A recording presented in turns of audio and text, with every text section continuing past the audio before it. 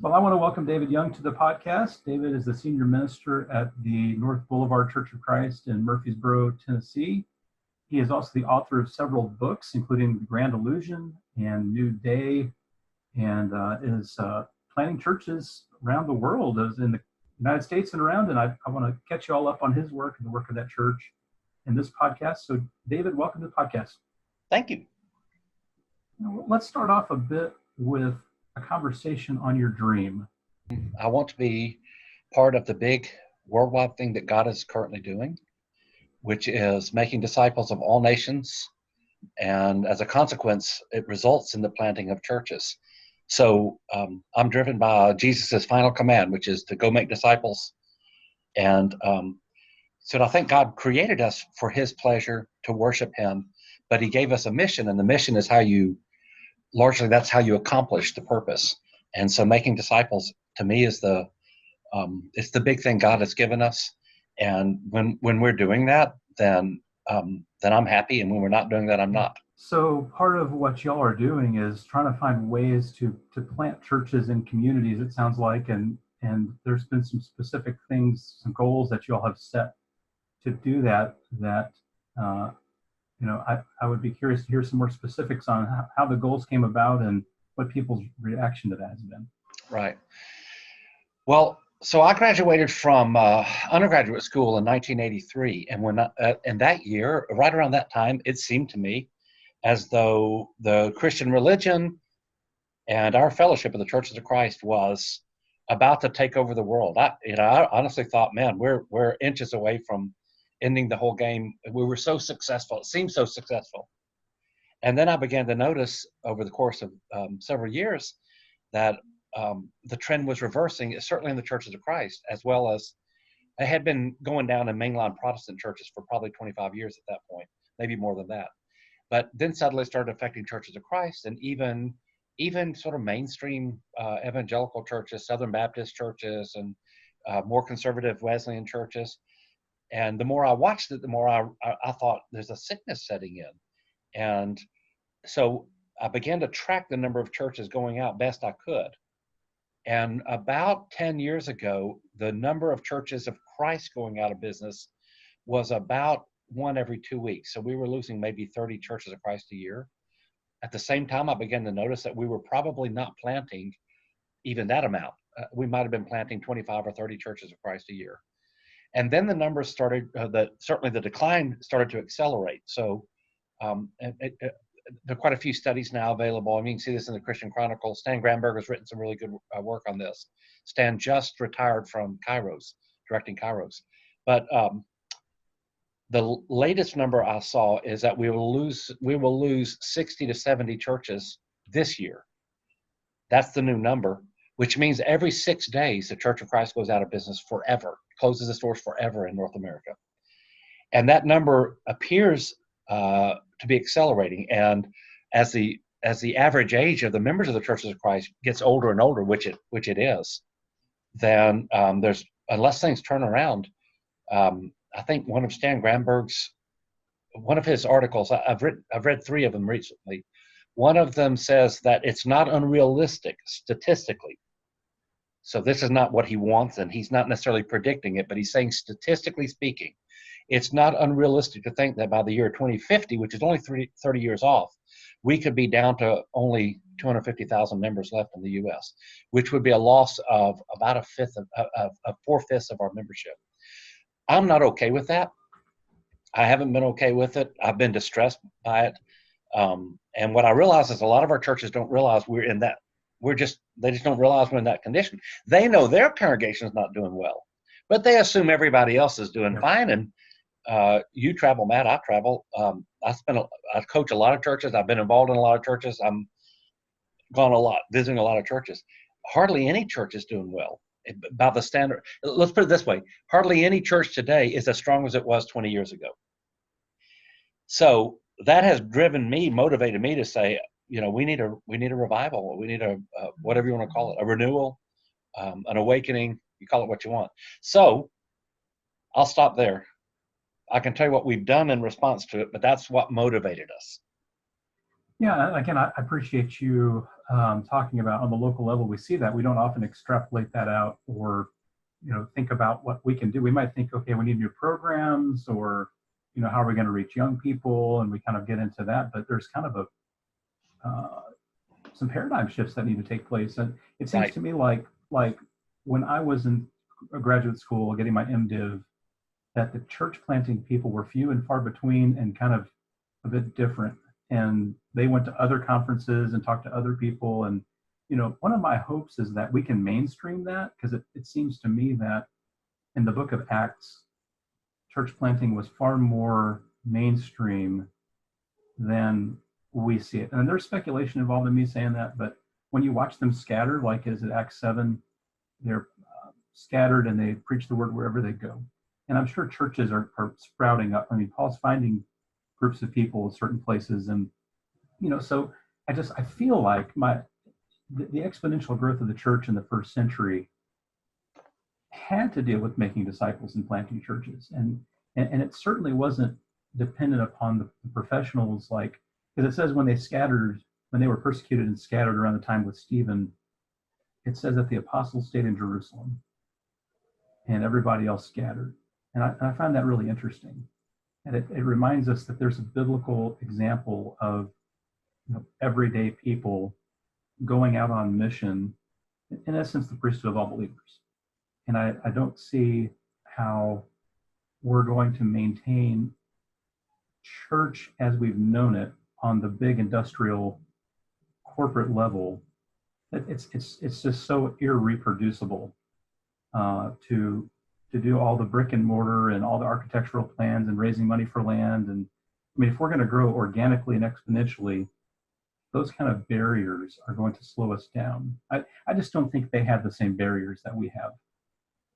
And so I'm really hoping we can get more people involved in being interested in this conversation. And that's why I wanted to talk to you about it, because I think God's put a lot of things on your heart that I would like people to hear. And so you had this, I'd say, a crazy idea. It's a Holy Spirit idea of, planting a large number of churches. And, and so I'm sure at first you're thinking, maybe it's just me. And then I'm sure on some level you got some kind of confirmation that this is of God. And I would like to hear about your discernment on coming in tune with this idea of being a church that plants churches, dreaming big, and how God has affirmed that. Well, in 2010 and 11, North Boulevard, our congregation went through about a rough year and a half or so. And there was a lot of discouragement. Some of us ministers were looking for other jobs, thinking about leaving. Quite a few of our elders wanted to step down. It was just a rough time. And I asked the elders, let me go away and just spend a week praying and asking God, what would you do, God, that would redeem this discouragement we faced? What could you do? So I went away and spent a week basically just asking God, show me something, show us something. And when I came back with an idea that we ultimately call the 2020 vision for reasons that are irrelevant. But some of the things, we wanted to be a multi-ethnic church. It's a multi-ethnic community we live in. We should look like our community. We wanted to start a school that would help us think Christianly about all things. So we call it a school of Christian. It's 3 schools. We wanted to make disciple making the main thing. So everything, it will be measured by whether or not we're making disciples. We wanted to be a house of prayer, a church where prayer was the starting point for all that we do. We started a television program because we wanted to rally other churches to the cause. And then the announced number was we wanted to plant 60,000 churches in the next 50 years. I really don't know where that number came from. I was actually preaching a sermon, and the number popped in my head in the middle of the sermon, and I said it. And then as soon as I said it, I thought, oh my goodness, I can't believe I just said that. But I didn't stop and take it back. I just kept preaching. And the number just settled out there, so that everyone started saying, what are we talking about? There's no way you can do 60,000 churches in 50 years. And I just, being kind of stubborn, when people told me that we can't do that, I decided, okay, then that's what I'm going to give my life to. I'm going to prove them wrong. It can be done. So we started talking about it, and we started raising money. We raised ultimately raised about $6 million for these things. And we had never, I had helped plant a church in the Soviet Union. And, I kind of dabbled a little bit here and there in church planting, but I'd never really personally planted a church, and none of the staff had. So we didn't really know what to do. We had no idea what we were going to do. We'd never done it before, but we just decided, well, the best way to learn is by obedience. So we started trying different models. We planted, I think, 6 house churches, and none of them survived, although there were good efforts and the people were good. It wasn't really their fault. They had different lifespans. The longest one lived about 1.5 years before they just folded. Then we started campuses. So we've planted 3 campuses, and they're actually successful. The campuses are doing really well. We've tried 2 different remote church plants in the U.S. One of them is what you might call a missional community, if you know the name of Alex Absalon and his Dandelion thing. It's similar to that down in Orlando. And then we have one on the West Coast it's on the campus of the University of Oregon, and it's kind of a cross between a campus ministry and a church. Ultimately, it'll be a church. But then we've just kept raising money and saying, all right, we've got about 5 guys who are on our staff that we're deliberately training to send them out. So they're helping us in all kinds of ways now. And in fact, we like them so much, we may not. The sad thing is, I don't know that we're going to want to send them out. They're so good, we don't want to let them go. But we hired them for the purpose of training them. And we've probably had about maybe a dozen people go through our church planting mentorship. That's the best word. It's not really a program, it's a mentorship. But here's the coolest thing. Because we talked about it, God started sending us resources. And he started connecting us with people who are already doing it. And about 4 years ago, Jerry Trousdale was going to another church. He's not a Church of Christ guy, but he read in the newspaper about our vision to plant 6,000 churches. So Jerry visited. I've known Jerry. He was a vice president at Thomas Nelson. And I had known him from there. He came, I saw him at church. I said, why are you here? What are you doing visiting us? And he said, I don't really know. And I said, I know you're going to help us plant churches. Well, Jerry belongs to New Generations, and they've planted about 70,000 churches in the last 15 years. Jerry and I began to talk, and Jerry said, look, I just want you to know planting 60,000 churches is probably not as hard as you think it is. So we've begun a dance with New Generations, New Harvest Ministries, you know them from Shadake Johnson, and Final Command Ministries. Jerry helped found Final Command, and he's a senior leader at New Generations. So it took us about 2 years of trying to negotiate how we can make this happen. There were some mental changes that North Boulevard had to be willing to make, but we've joined 16 different disciple-making movements now. And just in the last 3 months of last year, we planted 25 churches. So this year I'll be surprised if we don't plant 100 churches this year. It'll shock me. And so we're on target to plant 60,000 churches now, probably in the next 35 years. I think we will. And all of that happened.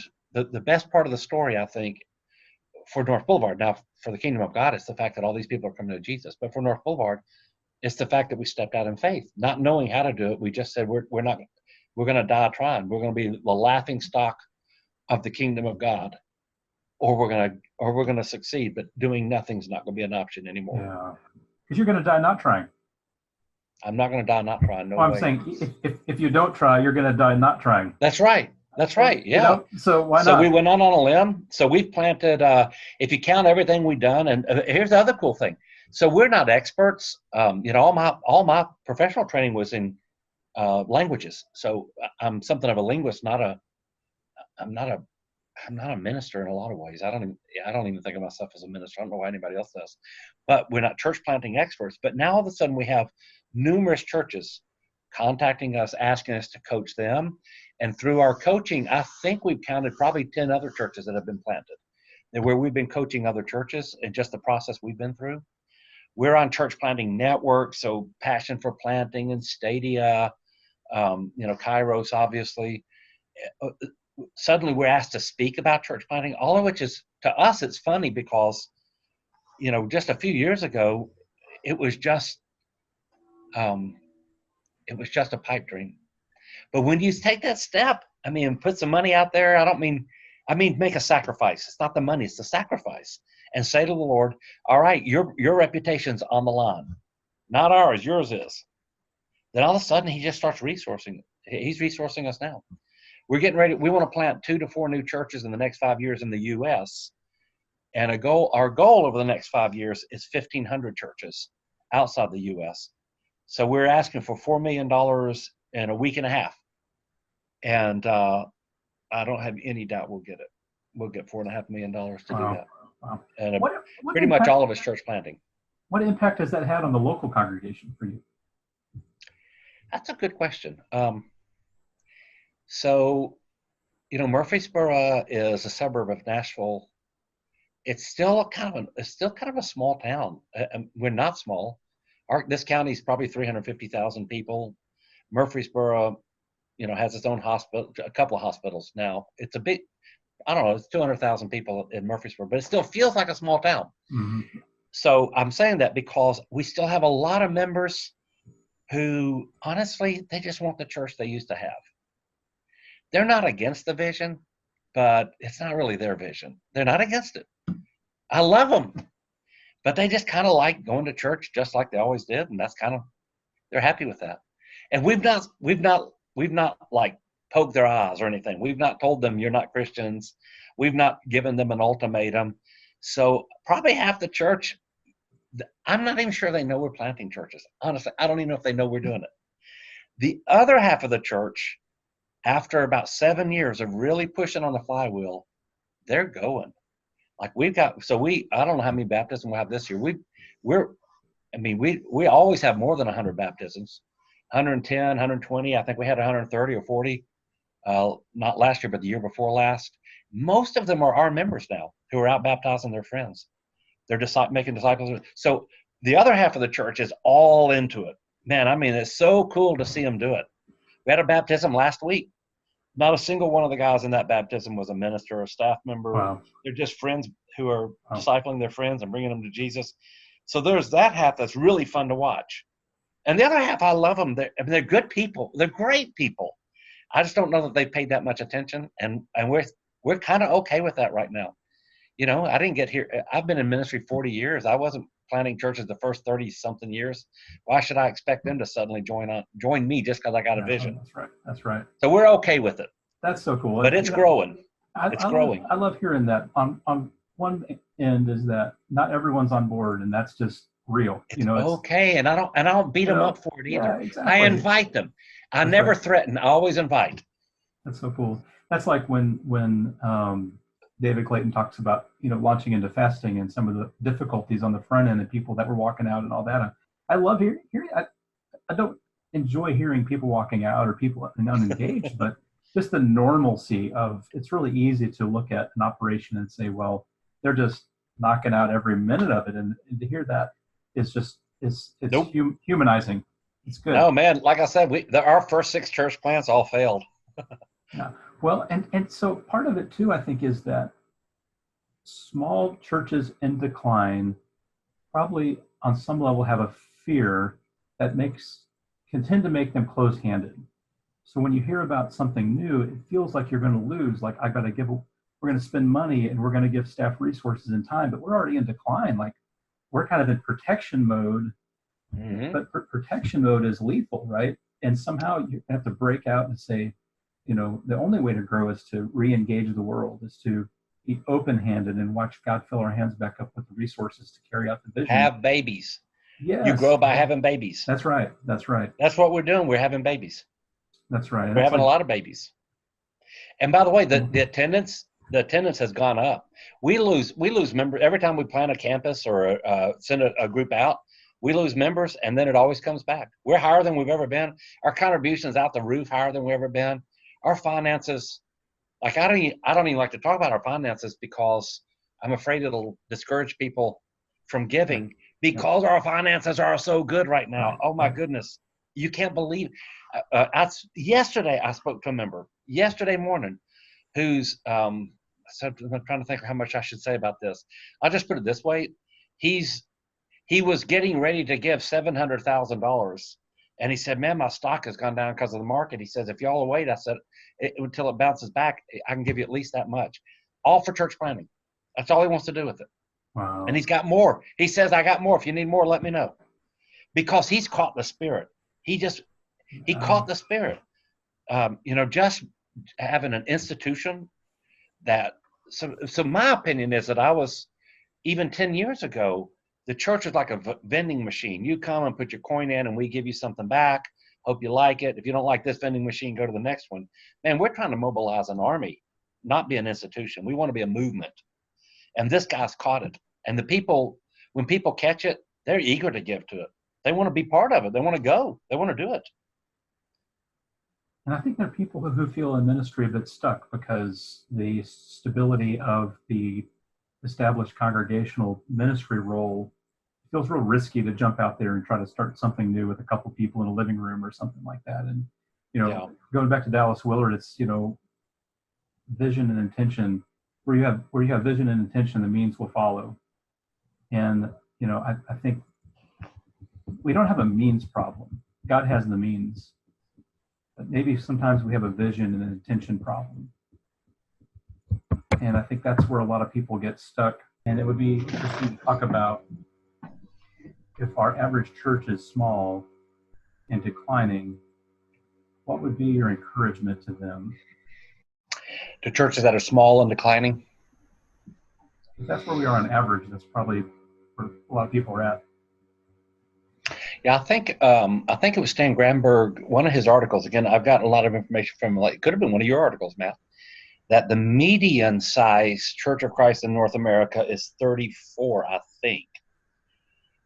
So when you add the mega churches to that, or we don't have many mega churches, when you add the large 1,000+ members, it raises the number to an average of about 100 or a little more than 100. But there are as many churches with 34 and less as there are with 34 and more. And that's actually a pretty small number. That's a frightening number when you really think about it. And again, when you consider the average age of those church sizes, I just think there's it doesn't bode well for us. So a couple of things I would say. By the way, we get asked pretty regularly by churches, will we come in and help them revitalize? Will we help them? Maybe a church that's down to 20 or 30. I just talked with a guy Monday. He called from a church. He says, our auditorium will seat 400, and we rarely get 30 on a Sunday. Will y'all come help us? So I want to say this in love. I was raised in the Church of Christ. I love the Church of Christ. I've been, I taught at Lipscomb. I got a degree from Harding. I've got a degree from Freed-Hardeman. I've spoken at, I think, every conference we got, everything from Pepperdine to the Freed-Hardeman lectureships, and York, Nebraska, and Abilene, all of them. So I'm all in. But I do want to say the reason your church is in decline is because of what you're doing. And if you just keep doing what you're doing, it's going to keep declining. So if you like the results you're getting, keep doing what you're doing. But if you don't like the results you're getting, you're going to have to change what you're doing. And so the very first thing I would say is, when a church is really struggling, or when you're losing members and you're really finding yourself, and suddenly you woke up and realized we're in trouble, you need to understand that you're in trouble. Everything you did was perfectly designed to get you to this moment. You really have to reconsider. And that's actually a cost a lot of churches just aren't willing to pay. And so maybe if you're not willing to make some pretty radical changes in how you think about church, I'm not talking about changing scriptures, but I'm talking about how you think about church. Maybe a safe thing to do is to say, hey, we're not going to change, but we're going to start somebody else. We'll start another campus. We'll help fund another church plant, and they can make the changes. And that's actually one of our motivations early on, is we're in the world of big churches of Christ. So we'll have 2,100 on a Sunday. And there are probably only maybe 5 or 6 of us that will have that many this Sunday, Churches of Christ. And those 5 or 6 churches, we're probably the most traditional. Maybe. I think so. But that's what we're accused of. And I'm okay with that. But one thing that I realized early on was, if we want to fish with other bait, rather than try to get my church to go through enormous changes that are hard on them, let's just plant some other churches and they can do it. They start without the tradition. They don't have to fight all the fights. They don't have to, convince somebody who's been doing it a certain way for 50 years that they have to change now to make me happy. And so each one of our campuses and all of our church plants, they all look really different from each other. And so I'm probably wandering now and talking way too much, but I will say the first thing to do is ask yourself the question, are we okay dying? And if we're not okay dying, you need to rethink what you're doing. And if you really can't make changes in your church planting is one way. Giving birth is one way to keep the legacy alive. It gives you heirs. That's good. Even a dying church, a dead church, can give their property to a church plant. I mean, it's got to go to a 501c3, so that's one way to bring new birth, even if you're not able to go through the steps yourself. Yeah. So what is it? What's the organization that is it? Heritage something, isn't it? I'll find that. I'll put a link in the description. Thank you. Yeah, because I know. In fact, I know probably half the guys on that board. But there is an organization in the World of the Churches of Christ. And if your church is going out, they will help you sell the property with dignity and grace, and then take the money and sponsor a church plant, which is a brilliant idea. Oh my goodness, I wish I'd have thought of that one. I wish I was doing that. It's brilliant. So how do you clarify that vision? What goes into that, prayer and fasting? I mean, how do you get clear on? We know the obedience step is God said go do it, we're going to go do it. But when it comes to the particulars. So Kotter says thanks. His first thing is people need to know the house is on fire. So when we kind of really started our big changes back in 2012 and 13, I preached a pretty long series of sermons in which I just said, hey, I'm not sensationalizing, but you need to know these are the hardcore facts, and nobody's coming to your rescue. If you're okay with this, just keep doing what you're doing. But if you're not okay with it, we got to change. So people generally won't run until they know the house is on fire, and then everybody runs. So one of the first things, if you're going to help lead people through changes, they need to understand, they need to face reality, which is our fellowship is in decline. America is leaving its Christian heritage. I'm not saying we're a Christian nation per se, nor am I saying we've always acted like Christians, but I am saying that at least until recently, North Americans frequently went to their Christian values in order to resolve ethical issues.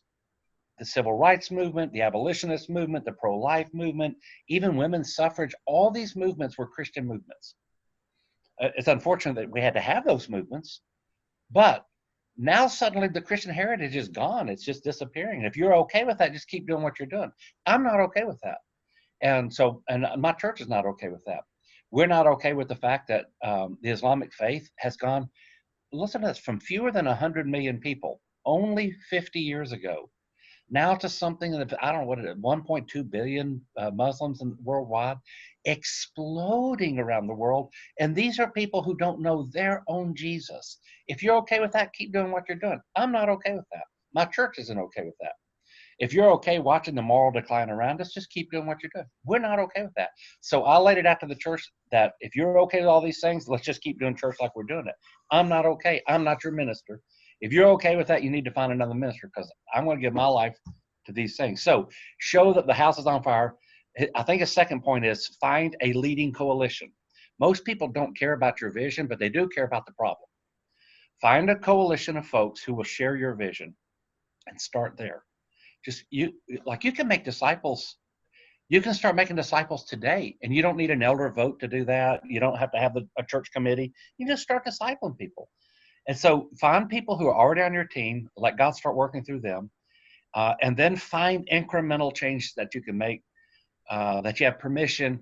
Expand the borders where you have the opportunity, and don't worry about the areas you can't yet. God will give you what you need when you need it. Start where you are.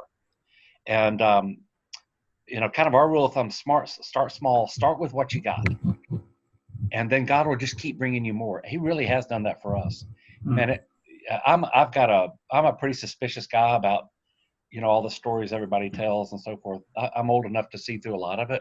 This is not just a story. Every time we think we need something, God gives it to us. Usually gives it to us before we know it. And so we start with where we are. I would say that to a church, and I would say disciple making is the starting point, not necessarily church planting. Because when you make disciples, you'll get a church. But you can plant a church and still not get disciples. So make disciple making the main thing. That's really good. So going back to your dying analogy, a medical analogy, I'm not saying you're the doctor of the church. There's only one great physician, but it's kind of like saying if you want to lay here in this bed and die, I may not be the doctor for you. You know, and then you think about what a doctor needs to tell someone with an illness like cancer, and at what rate and pace they need to give certain information. And that goes back to Ronald Heifetz and leadership without easy answers of putting people in productive tension is, what is the challenge that you're facing, and how do you face it well? And so, if a church is terminal and there's not any turning around. So when you said, here's what I'm just getting at, when you said some churches are not okay with the changes that they need to make to survive, they're basically saying, I'm not up for the treatment. That's right. And so then the question becomes, how do you die well?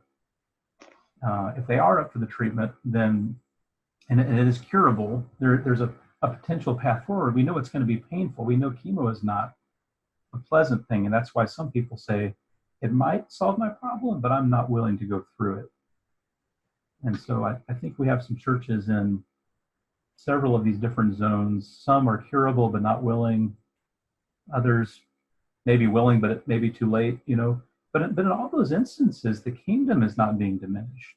I mean, those resources, the people can all be leveraged and used for more efforts, So it's, then I look at that big picture and ask ourselves, what is it that God really wants from us? And what's it going to take to get there? And I love you bringing up the obedience piece, because that's simply what you're doing.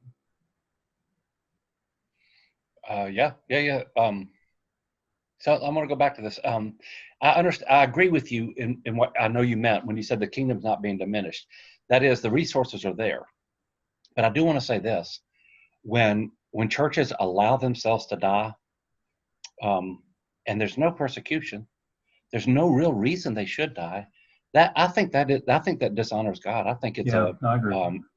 It's a disgrace to God, and that's actually one of the things that haunted me for when we were kind of crafting the vision. Is that I'm not going to be part of a disgrace to God. I just am not. And so, if you're, it's one thing to be in Iraq right now or Nigeria, or if you're doing clandestine church planting in Eritrea or Sudan or something. If you're really struggling there, oh my goodness, my heart's for you. But if you can't survive in the South, in the American South, in Alabama and Tennessee and Mississippi, I mean, right. if you can't keep a church alive there, I think that's a disgrace to God. Man, good night. We're fishing in a loaded barrel here in Tennessee.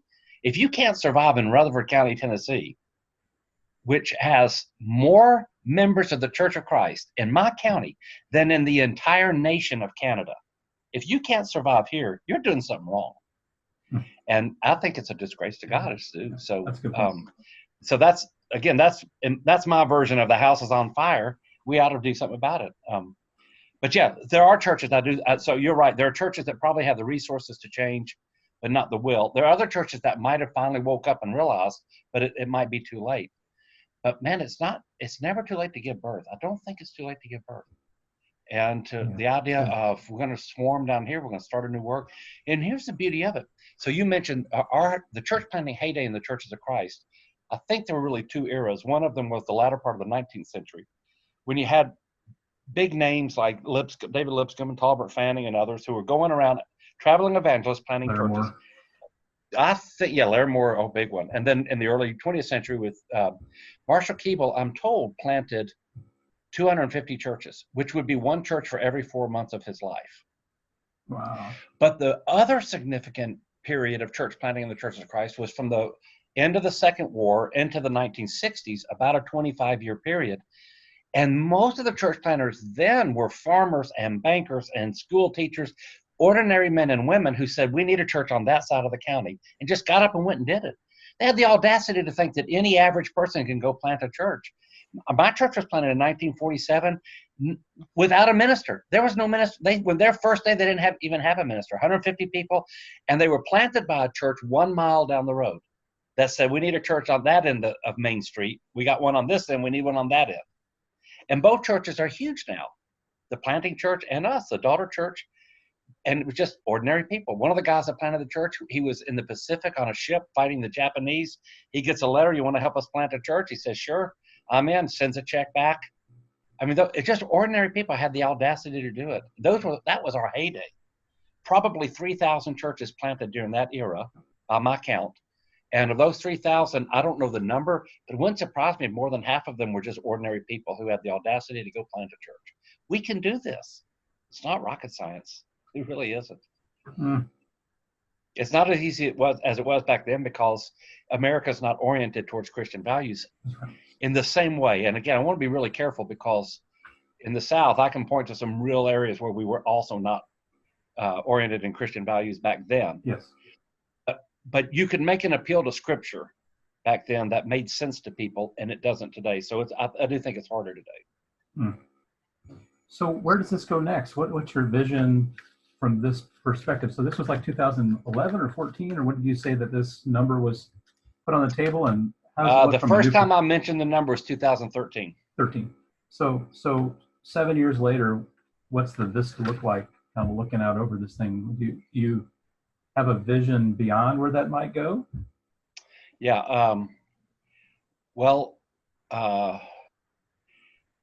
For probably 4 years, I couldn't have answered it. All I could have told you is we're going to keep trying until God shows us something that works. And so far, what we're doing is really slow and expensive and not all that effective. But when God started joining us with these disciple-making movements, everything has changed for us. So we're sending probably $500,000 a year. We're sponsoring 16 disciple-making movements. It'll cost us, I don't know what it costs, $500,000 a year, which is not that much when you think about it. And we are sure that at least, let's put it this way, if the future returns are anything like the past returns, we'll have 60,000 churches, like I said, in less than 50 years, probably 35 years or 40 years. But what we hope happens is that the energy, the spirit of all of that washes back on us. And we want to be part of a movement here in the U.S. as well. And by the way, the news isn't all bad in the U.S. I think Ed Stetzer, there was an article in the Wall Street Journal. Ed Stetzer was interviewed, and you mentioned Todd Wilson. I think Todd Wilson, or maybe it's Dave Ferguson, one of the Exponential guys was interviewed. And I don't remember who else was in there. All these guys, not you and I, are rubbing shoulders with. So in the article, I think it said, and this number sounds right to me, about 3,500 churches are planted every year in the U.S. Most of them are Bible-believing community churches. Man, I put that in the win category, huge win for the Christian faith. The problem is we're losing that many churches as well, but a lot of the churches we're losing, you know, in some ways it kind of lost touch anyway. It feels like, I don't mean that judgmentally, but they just, I don't know, they look like they had. So I really have a lot of optimism towards the community church movement that's exploded in the last 30 years. It's, you know, we're part of that. We've encouraged that. We've actually spent some money on it because I think a lot of it has to do with the agility that a community church has. Generally speaking, they can move fast, make decisions, they can adapt to their culture. A lot of things that traditional churches just are really slow to do. Mm-hmm. Yeah. So there's a lot of future there. We'll probably join that. We probably want to be part of it. In fact, one of the, you know, I get in trouble with this, but the last churches that we kind of helped lead, I kind of encouraged them, don't use our brand. Just don't have a brand. Be a community church. And it was the sweetest thing. They so loved the Churches of Christ that they wanted to use our brand. I mean, I don't feel bad about that, but I did say I'm not sure I would have because it carries some traditional baggage. And I'm not even talking about theology. I'm talking about how you do church. It carries so much baggage that I just said, you know, I'm not sure I would have done it, but I'm really proud that you guys love us that much. Wow. It's kind of sweet. So, well, you know, Stan's numbers were, I think, like 167 churches on track for the 2010s. To go out? Wait, say that again? To be planted. And Stan's numbers, I think it was like 167 churches planted projected from 2010 to 2019, something like that. Churches are Christ. Yeah, which is nothing. Yeah, that's nothing at all. And nothing. So when Ed Stetzer in his book Viral Church, Stetzer uses the number of 3%. If you're not planting 3% of your current number every year, so if we have 12,000 churches of Christ, 3% of 12,000 churches of Christ would be how many churches? 400 churches? I don't know. Yeah. We have to plant 400 churches a year to keep our number current. We're not even at 1%. So I'm sorry, I interrupted you. But yeah, that's a dismal number. Yeah, it's a sad number. If you guys do what you're thinking you're going to do, I mean, that should double quickly. That should triple. But again, that's what we want. But part of what we get into is exactly the point you just brought up, which is some of the new churches don't carry the name, and so then we get into a counting issue. You know, just like 20 Churches of Christ and North America, whatever that book was that Macklin did for all those years. Yeah. You know, they got into a counting dilemma over instrumental music or something. There was something that kind of came up, and they were. Yeah, it's like 10 years or so ago. They issued in the issue of it used to be where the saints meet. Now it's just it's the directory of Churches of Christ, and they left out all the instrumental churches. That's right. But then they added them back in the next issue. That's right. Yeah. So I mean, you kind of get into some counting issues here that there may be churches we're missing in the count, but they kind of have our DNA in essence, but aren't being recognized, you know. So maybe the numbers are a little better than we think. You know what? I hadn't thought about that. That might be. I'm embarrassed to tell you. I don't know that I've ever considered that. Well, yeah, we might be planting more than we think. They just don't carry our name. Yeah. Which I'm okay with. I mean, carry the name or not, it doesn't matter to me. I would do what works. Whatever brings people to Jesus, that's what I want to do. Yes. Yeah, absolutely. Well, I'm going to point people to your books. I will put that in the description. I think you've done a great job on those. I've read several of those, and just your work to continue. Tell us about you said that you had, because I love to reference this in the description. So you said that you all have a school that you've started and also your conference. Well, so we have a school of discipleship where we train people to make disciples. We have a tutorial. It's our discipleship tutorial. So it's for homeschoolers. But we not only teach the core curriculum of a regular high school, but we also teach disciple making. And we've got, like 150 students in that. And then we have a guest speaker series that brings in people we consider kind of national speakers who help us think Christianly. We do about 4 of those a year. And so we're just always trying to push on a Christian worldview. Then the other thing we do that you mentioned is our New Day Conference. So in the fall of every year, and I think the dates are September, maybe 12-ish or so. It's on our website, somewhere around that date. We have a 2-day conference in which we invite all like-minded people. Let's come share ideas and let's form a network. Not a denomination, but a network of people who want to make disciple making the main thing and want to see the whole world taken for Jesus. I want every single human being to have a chance to say yes to Jesus before he returns. And that's the only vision I have. I don't have any other visions. Mm. Until that one happens, I don't feel like I'm done with what God's called me to do. Mm. Wow. Well, there's an analogy I like to use when I used to play disc golf a lot, and I would go out and I would play a lot by myself, and I ran into these 2 guys who were pretty much professional level players, and I hadn't been around people like that. And there was a hole that was about 400 feet of water carry, and then the basket was about 25 feet past that. And I would always throw way over to the side, because I could throw about 350, 300. I didn't want to lose my disc. So I'd throw way over here and then way over there, work my way up to it. And I stepped up and watched these guys throw, and they threw right at it. They threw past it. I didn't know you could do that. I didn't know that was a thing.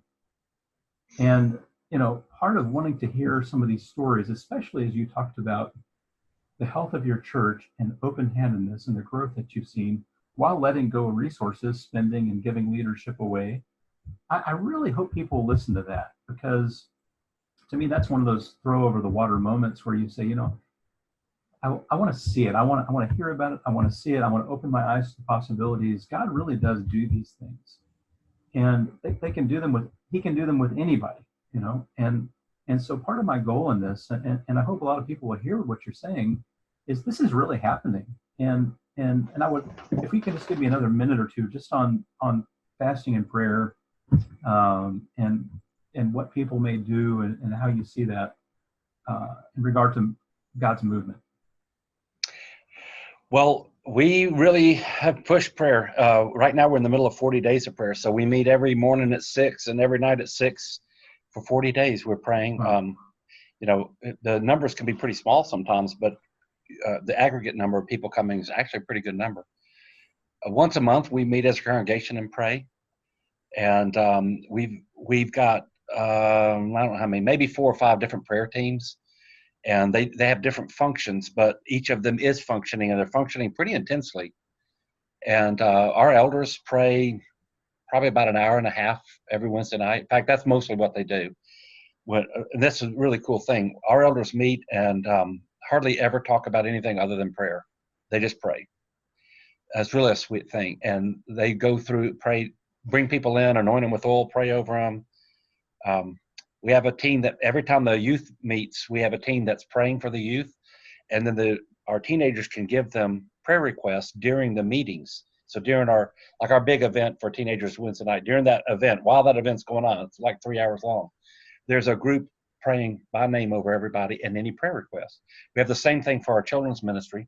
That I have a prayer team that I call in whenever we have a counseling session. We'll start with prayer before we do counseling. We have a team of people that are, man, I mean, they're miracle workers, really. They just knock the top off. It's crazy. And some of the stuff we see around here, I mean, it really is. We just got a guy, 2 lately, who came off hospice. We sent a team out to pray over him. Got one guy right now. Sent a guy out to pray, a team to go out and pray over him. They prayed over them. Within a week, he's off hospice. I mean, this guy was dying. And so it's pretty common around here. We had a group, we wanted to help a children's home over in Africa, and we had a group get together. And rather than fundraise, I just said, y'all pray about it. Just pray about it. So they met together and prayed for a week. I think they prayed every day for a week together.